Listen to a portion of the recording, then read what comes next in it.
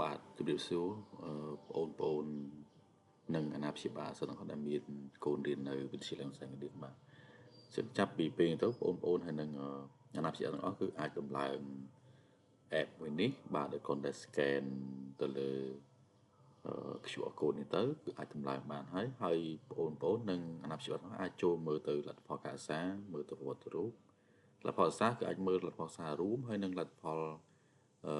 ការសិក្សាតាមថ្នាក់នីមួយៗបានបាទអញ្ចឹងដំបូងឡើយគឺបងអាចចូលទៅមើលប្រវត្តិរូបមកដើម្បីជាងមើលអត្ថន័យរបស់យើងបាទ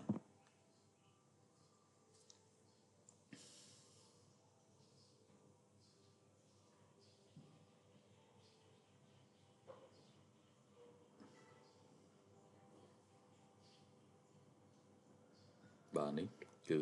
អាចមើលបងប្អូនមើលអត្ថន័យចាំអត្ថន័យរបស់ខ្លួនឯងមកបាទអញ្ចឹងដើម្បីយើងចូលទៅមើលប្រព័ន្ធតាមថ្នាក់មួយៗលទ្ធផលយើងហើយយើងអាចស្វែងរកនេះបាទនេះបាទដូចយើងចង់តឈ្មោះណាយើងគ្រាន់តែវាយឈ្មោះចូលទៅបាទបាទអញ្ចឹងវានឹងចេញមកហើយបាទឥឡូវខ្ញុំចាំមួយណាបាទអញ្ចឹងពេលបងមើលនឹងហើយទៅដើម្បីបងអាចមើលទៅបាទនេះបាទអញ្ចឹងសិស្សនេះគឺសិស្សមកវិទ្យាល័យបងតាបាទអញ្ចឹងដើម្បីឲ្យយើងចាំលេខអត្ថន័យរបស់យើងនេះមកបាទនេះណា114201មកដើម្បីយើងចូលទៅមើលប្រព័ន្ធមួយទៀតបាទអញ្ចឹងបន្តទៀតគឺយើងអាចចូលទៅមើលដាក់នេះគឺលទ្ធផលរួមបាទលទ្ធផលរួមមានថាគឺយើងមើលតាមលក្ខណៈបាទអញ្ចឹងលេខយើងមានពីទី7ទី12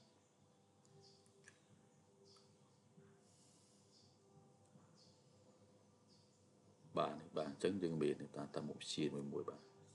អញ្ចឹងឥឡូវយើងចង់មើលថ្នាក់ទីប្រមាណបាទឥឡូវមកថ្នាក់ទី10អញ្ចឹងគឺបាទអញ្ចឹងចូលថ្នាក់ទី10ហ៎បាទនេះអញ្ចឹងថ្នាក់ទី10បាទហើយចង់មើលឈ្មោះយើងអាចវាយមើលឈ្មោះមកបាទហើយយើងចង់មើលអីបាទដល់មើលនេះអញ្ចឹងនេះគឺជាលំដាប់បាទមួយស្រឡះដែលយើងរៀបពីលេខ1ដល់លេខចុងក្រោយគេបាទអញ្ចឹងនេះអញ្ចឹងយើងចុចមើលមកនេះបន្ទុកសរុបមធ្យមភាគចំណាត់ថ្នាក់លេខ1បាទនេះទេផលិតផលបាទអញ្ចឹងវត្តមានបាទអញ្ចឹងគឺ0បាទអញ្ចឹងយើងអាចមើលថ្នាក់ណាផ្សេងនេះគឺយើងចុចទៅលើប៊ូតុងខាងលើទៅគឺយើងអាចចូលទៅមើលថ្នាក់ផ្សេងបានបាទហើយបន្តមកទៀតគឺយើងអាចមើលទៅលើតាមថ្នាក់នីមួយៗបាទអញ្ចឹងនេះ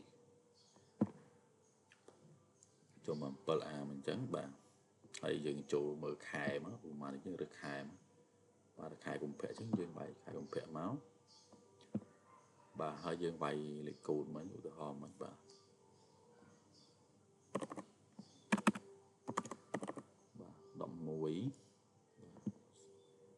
11 4201បាទ4201អញ្ចឹងចុចពាក្យប៊ូតុងស្វែងរកហ្នឹងមក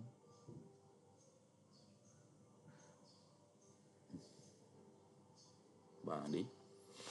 គឺលទ្ធផលចេញមកហើយបាទនេះបាទអញ្ចឹងអត្តលេខបាទនេះឈ្មោះរបស់គាត់បាទអញ្ចឹងទូរបស់គាត់មធ្យមភាគបាទអញ្ចឹងអវត្តមានគឺ0បាទនេះគឺជាមានលេខសាលាមានលេខគ្រូបន្ទុកថ្នាក់បាទចឹងយើងមើលទៅហើយយើងចង់មើលខែណាផ្សេងទៀតគឺយើងចុចទៅលើខែហ្នឹងមកហើយយើងចុចប៊ូតុងស្វែងរកមកវាយអត្តលេខចូលមកបាទអញ្ចឹងលទ្ធផលគឺយើងនឹងទទួលបានហើយ